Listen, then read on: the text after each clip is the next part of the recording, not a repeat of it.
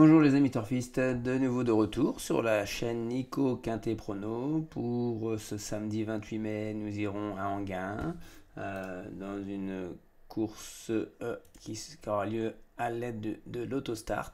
Voilà les conditions, course A européenne de 70 000 euros sur les donc 2150 mètres pour des chevaux de 5, 6 et 7 ans qui n'ont pas gagné 240 000 euros. Il y aura 16 partants, 8 sur chaque ligne.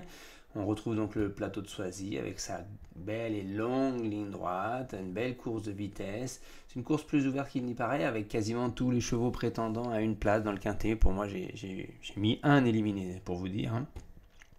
Et surtout, l'interrogation, c'est sur cette course intergénération, des générations de jeunes où ils n'ont pas l'habitude forcément de s'affronter. On a un peu moins de repères entre les 5, 6 ans, 5, 7 ans. Donc, ils sont assez nombreux les 5 ans, hein. On le voit tout de suite sur les partants.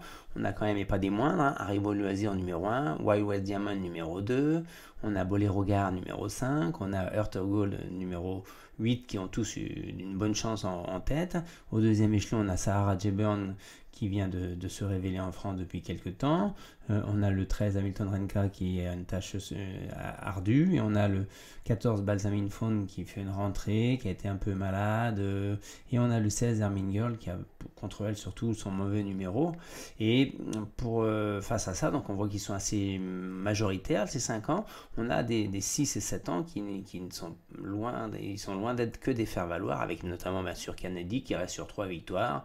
On a des juments assez véloces qui ont besoin d'un parcours caché avec Fille du Chêne, avec Fiesta du Belvert, avec Gala de Manche également, donc qui ont une chance également.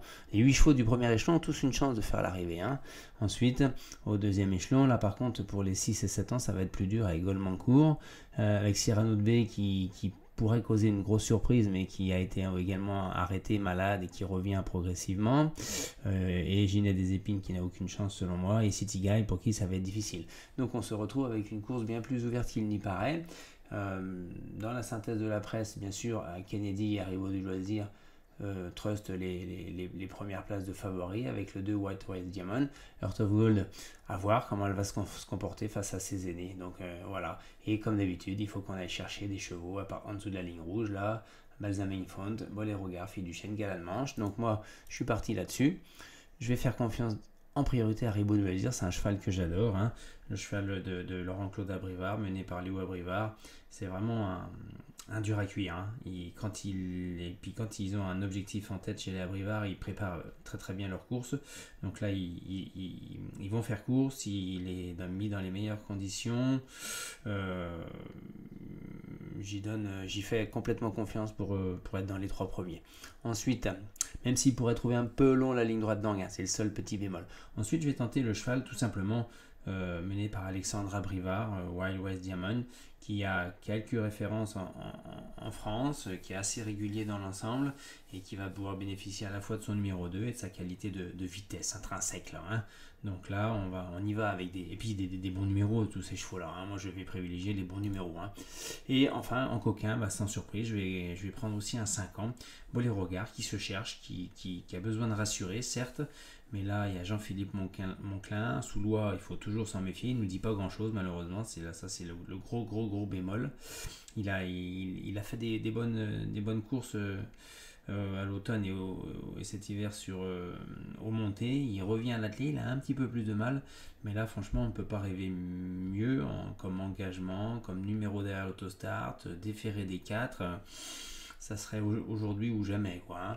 Ensuite, en favori fragile, je n'aimais aucun cheval, vous avez bien compris. Et dans les fantômes, on va quand même mettre Ginette des Épines qui aura énormément de mal à s'illustrer dans cette course-là. Ça signifie que dans mes jeux combinés, je tente Haribo du Loisir en tête. Je mets mon copain Wild West Diamond avec Alexandre Rivard juste derrière. On met bien sûr Kennedy qui affronte des plus jeunes, c'est pas le coup sûr pour la gagne, hein, c'est ce que je pense. Ensuite, le 11, Sahara J-Burn, sur la ligne de ses dernières courses, elle doit être placée assez haut. Hein. Le 5, Boléro Gare, mon coquin. Le 10, Cyrano de B avec Nivard, il peut être déjà prêt. Il peut être déjà prêt, compte tenu de ce qu'il avait fait cet hiver. S'il est déjà prêt, il doit être dans le quartier, quoi, à mon avis. Hein. Ensuite, je vais faire confiance à une jument du premier échelon, un peu plus âgée, Fiesta du Belver, qui adore Anguin. On va voir si elle arrive à préserver sa pointe de vitesse, si elle n'est pas pris pas fatigué à l'entrée de la ligne droite par le rythme imposé par les plus jeunes. Et ensuite, on va tenter également Galannement, Raffin, le numéro 7, même s'il a un numéro légèrement à l'extérieur. Là, j'ai joué un peu un pronostic de driver, on va dire. En champ réduit, on peut tenter avec notre béton, notre copain et notre coquin avec des champs réduits, les chevaux que je vous mets là. À vous de choisir un petit peu comment vous utilisez ma sélection. Voilà, on se retrouvera demain midi environ, oui, pour ma dernière minute issue de l'étude de code, des masses d'enjeux, des bruits de sabots. N'hésitez pas à vous abonner et le petit pouce bleu qui va bien. À très bientôt sur la chaîne Nico Quintet Prono. Bye bye.